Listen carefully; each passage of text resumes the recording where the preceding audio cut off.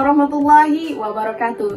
Halo semuanya, perkenalkan, saya Novita Sari dari Magister Pendidikan Dasar Universitas Negeri Yogyakarta. Video ini dibuat dalam rangka untuk memenuhi sebagian dari tugas akhir semester pada mata kuliah Perkembangan dan Belajar Peserta Didik Sekolah Dasar yang diampu oleh Bu Aprilia. Pada video kali ini, saya akan membahas terkait dengan masalah-masalah perkembangan peserta didik di sekolah dasar yang telah saya observasi, baik itu masalah fisik, kognitif, dan sosial emosionalnya. Kemudian, saya juga akan menampilkan sedikit simulasi bagaimana cara atau upaya untuk mengatasi dan mencegah terjadinya permasalahan-permasalahan perkembangan tersebut. Baik teman-teman, tanpa perlu berlama-lama lagi, mari kita mulai pembahasannya.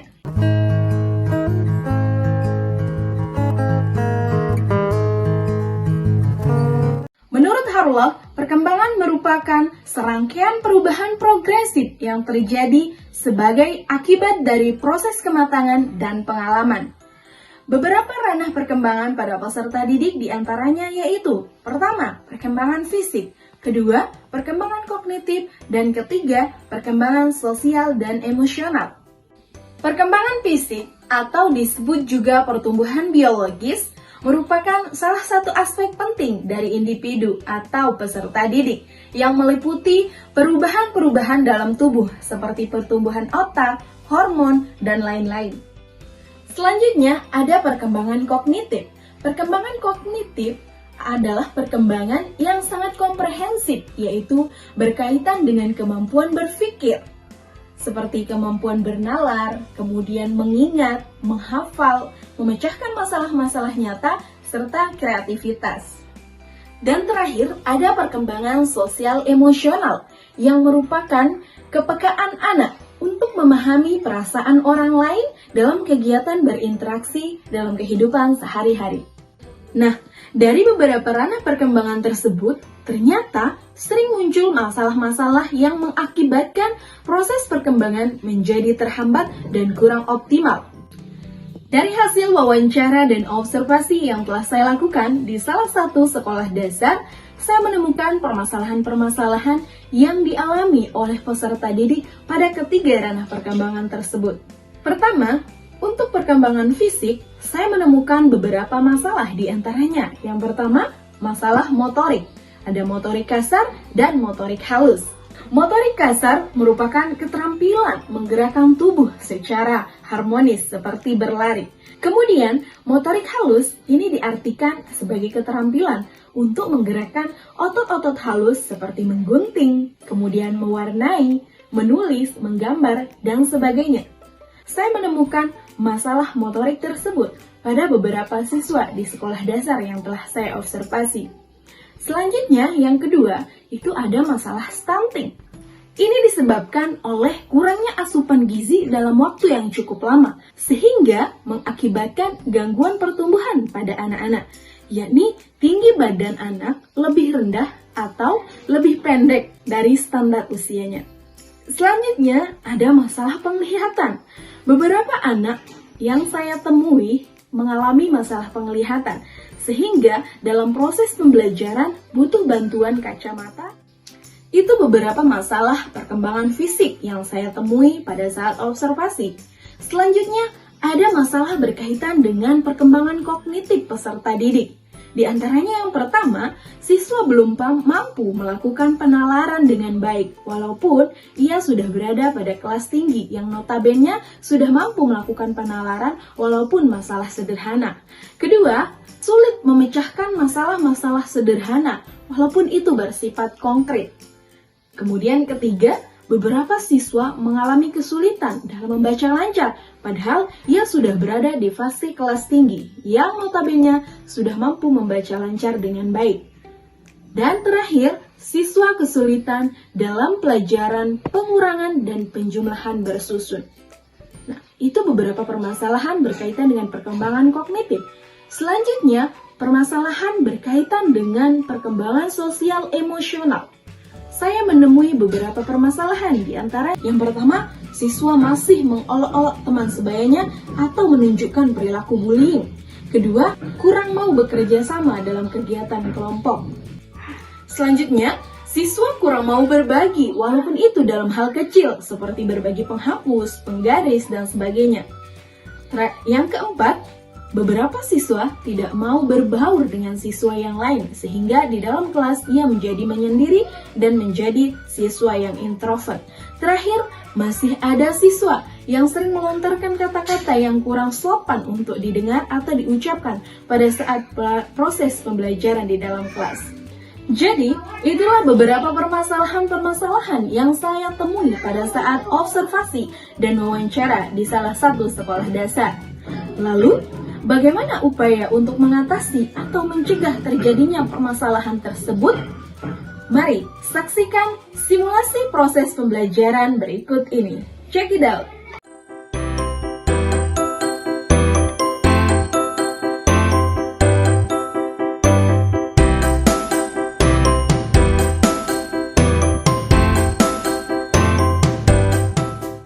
Assalamualaikum anak-anak. Waalaikumsalam, Guru. Bagaimana kabarnya hari ini? Baik. Semua sehat? Sehat. Alhamdulillah. Oke, sebelum kita memulai pembelajaran hari ini, alangkah lebih baiknya kita berdoa. Nah, ibu yang pimpin ya doanya. Nah, berdoa dimulai. Bismillahirrahmanirrahim. Amin. Baik, tadi kita sudah berdoa. Oke, ada yang tahu hari ini kita mau belajar tentang apa? Bangun datar. Tahu dari mana? Dari mana? Dari layar. Oke. Minggu lalu Ibu sudah menyampaikan bahwa hari ini kita akan lanjut membahas terkait dengan bangun datar.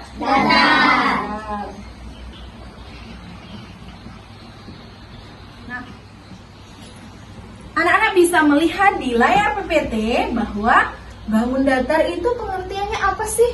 Nah, bangun datar dijelaskan di sini adalah bangun apa? Bidang datar yang dibatasi oleh garis-garis lurus atau lengkung.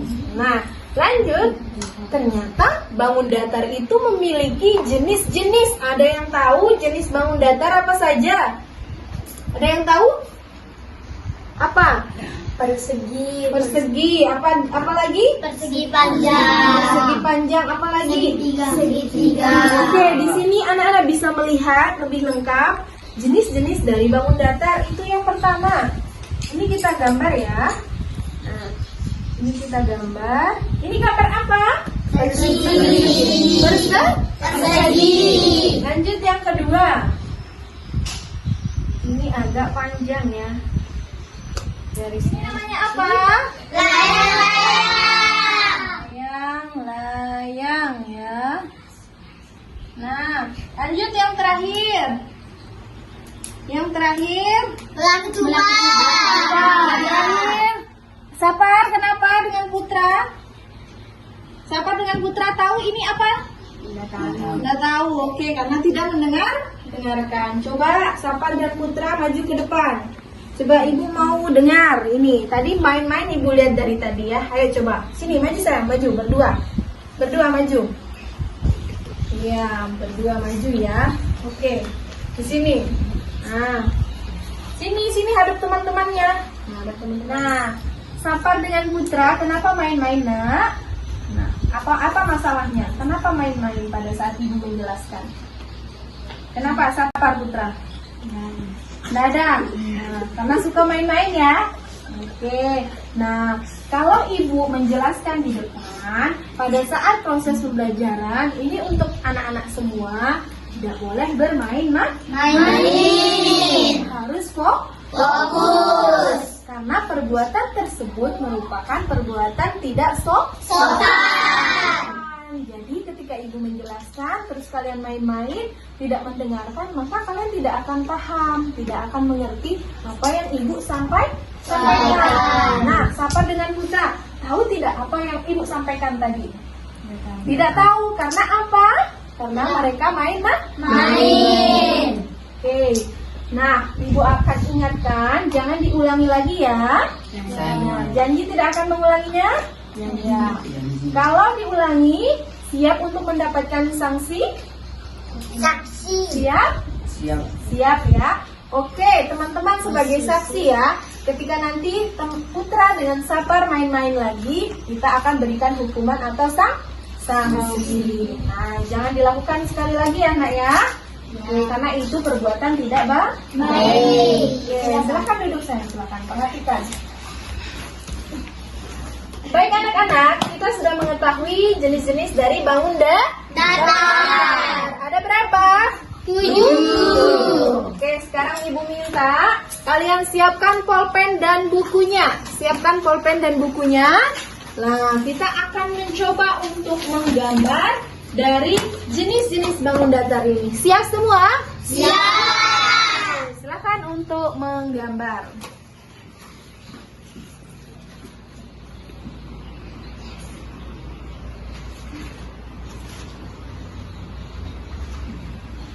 Ini Sapar, gambarnya masih bengkok sayang ini. Masih bengkok ya gambarnya.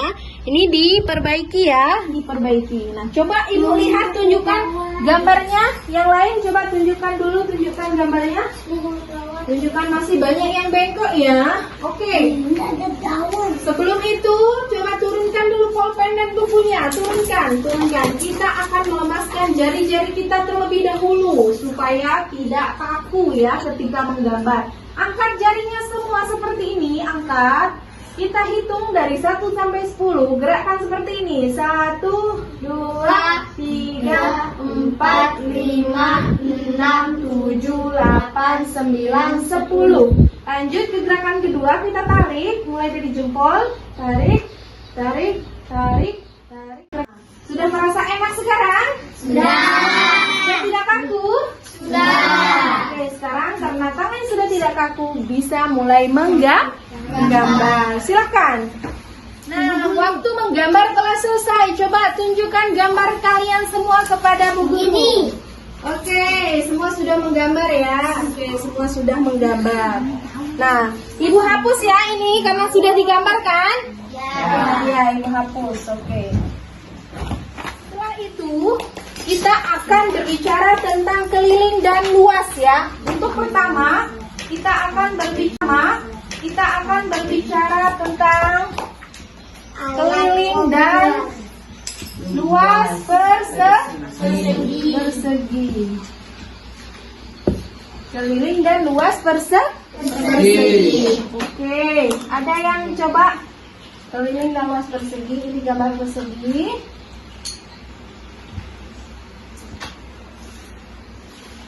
Nah, rumus kelilingnya yaitu sama dengan 4S. Ini S. Luasnya yaitu S dikali S. Nah, oke, kita mulai dari contoh. Contoh ya. Contoh mencari keliling. Kita punya persegi misalnya. Sisinya itu 4. Maka kelilingnya sama dengan 4 ditambah 4 sampai 4 kah? Nah, ada yang bisa bantu Ibu menghitung ini? Silakan Sahira, coba maju. Silakan tulis berapa hasilnya. Berapa? 4 ditambah 4 ditambah 4 ditambah 4. Ada 16. Oke. Jadi ini keliling persegi. Luasnya berapa? 4 dikali 4. 4 dikali 4. Berapa 4 dikali 4? 16. Oke. Nah, karena semua sudah tahu, Ibu coba kasih latihan soal ya. Latihan soal. Silahkan tentukan keliling dari persegi ini.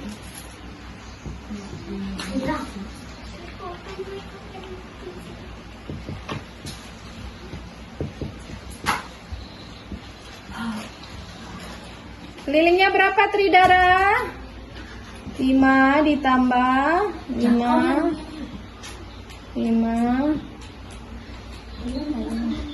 dan 4 limanya. Kenapa bisa 7? Kenapa bisa 7? Coba hitung Tridara, dari mana datangnya 7? Coba hitung. Dari mana datangnya 7? Kita bantu Tridara bersama-sama. Coba ini 5 ditambah 5 berapa Tridara? Tangannya 5. Kemudian 5 ada berapa? 10. Coba tulis 10. Nah. Kemudian ditambah lagi 5 ditambah 5 10 berarti plus 10. Plus 10. Oke, lanjut hitung. 10 ditambah 10. Nah, berapa? 20. 20. Oke. Tepuk tangan untuk Tridara.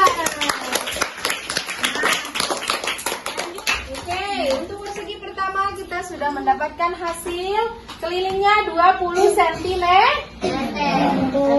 Luasnya 25 cm. Oke.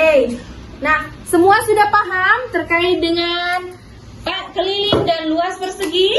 Paham. Oke, sekarang Ibu tanya kembali, apa rumus dari keliling persegi? Keliling.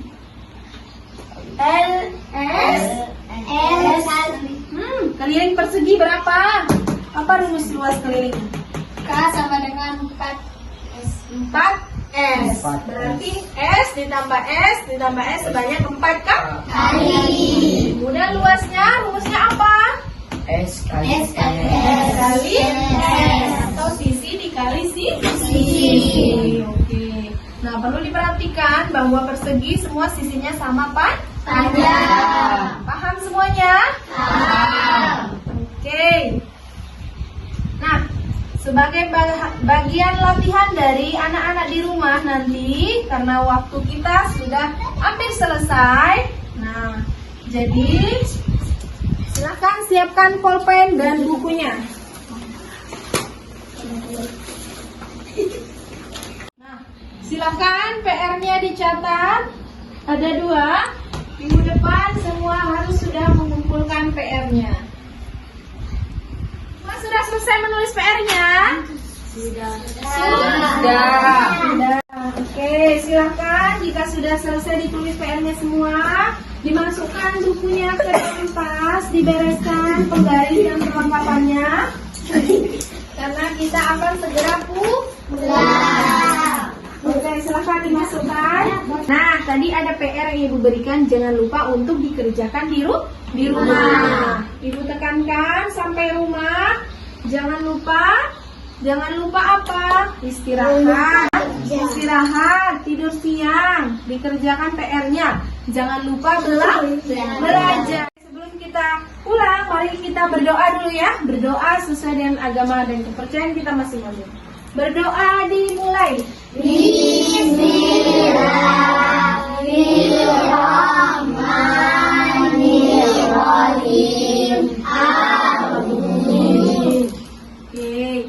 Nah, lebih kurangnya Ibu mohon maaf. Nah, wabillahi taufiq wal hidayah. Wassalamualaikum warahmatullahi wabarakatuh. Waalaikumsalam warahmatullahi wabarakatuh.